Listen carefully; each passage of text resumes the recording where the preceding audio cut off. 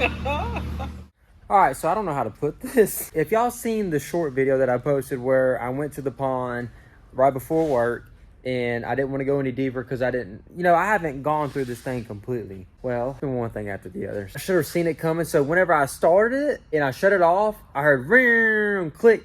So I knew that right off the bat, that's the one-way bearing. Check this out. I think I need a new one-way bearing. I'm telling you, this bike is cursed already. It's been one thing after the other. Hopefully, it's that versus the starter clutch. I gotta say, these just go up to like this, boop. That is so much easier.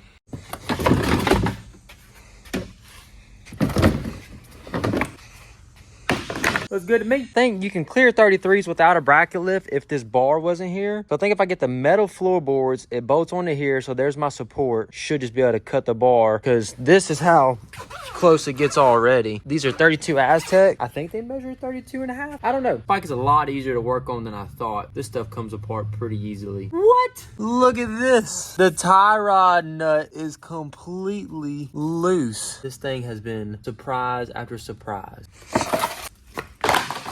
Oh, another thing. Let's see. Three. Whatever he had, he made it work. Oh, I'm scared to take this thing down. Guys, look at this. Look at the little cotter pin. Look at that. All right, let me look at the other side. None.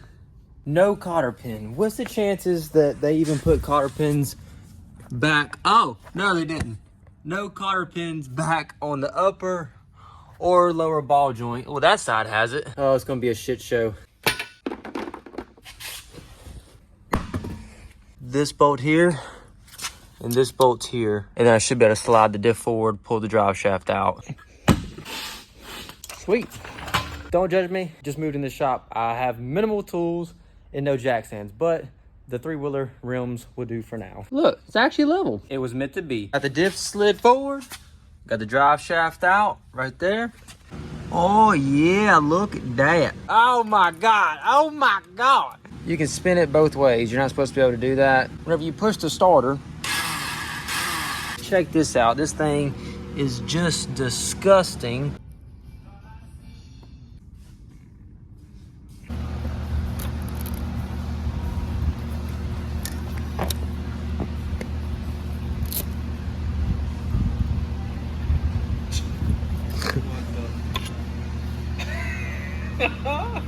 I had to do some stuff off camera. I went too far.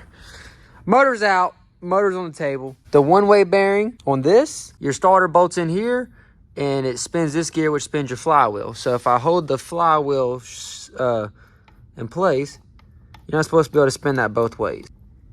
It gone. The clutch one-way bearing was bad, and the starter one-way bearing was bad. I was under the impression this was a untouched motor. Has a cheap piston in it. So this is just up and down movement, right? The exact noise that I was hearing. I'm not mad about it. This is a learned experience. I got the Fuller for pretty cheap, in my opinion.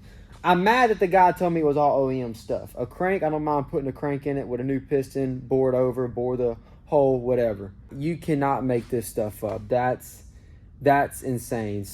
But I will say this has been very easy to pull the bike out. I'm excited. I've never done this. I'm just learning as I go, but it looks fairly easy. I mean, as far as this side, it's just like putting a gear reduction in, which I've done multiple times on a Honda 300. Now, I will say, my goodness, if you look at that chain, that thing looks like it is worn out. Furry stuff all over the place because this guy just, whatever was in here, that t-shirt went everywhere. Supposed to be a bike that I don't touch, just put wheels and tires on, but not looking like that way now. This should be pretty good. I got this bolt. It's not a flywheel puller. Man, I wish I could remember what size this is. Well, anyway, I seen this on the forum. Instead of spending 20 bucks for a flywheel puller, quote unquote, this was $7 and it's the same exact threads. So that's just gonna thread in here, take an impact to it, and then it pops the flywheel off. This is the proper slack that you need. I don't think that I would start either if I had towels built up on the one-way bearing on the starter clutch. This is just...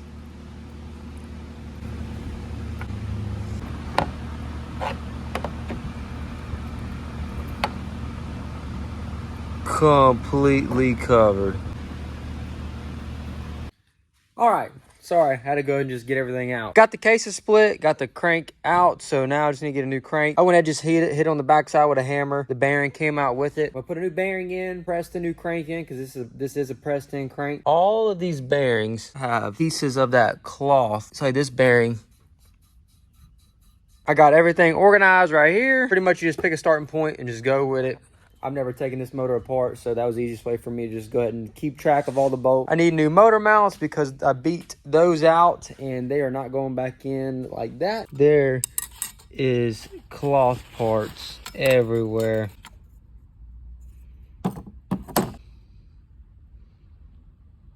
Every little bit and piece. You don't have to strip it down as far as I did. It comes right off. And then you can swap your one-way bearing.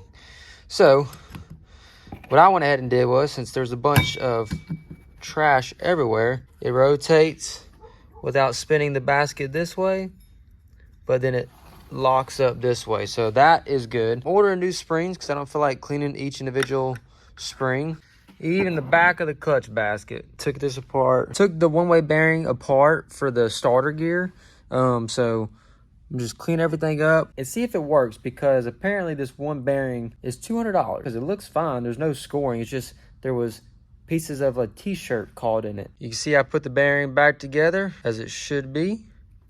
So slides into there. Oh, there it goes. Spins freely this way.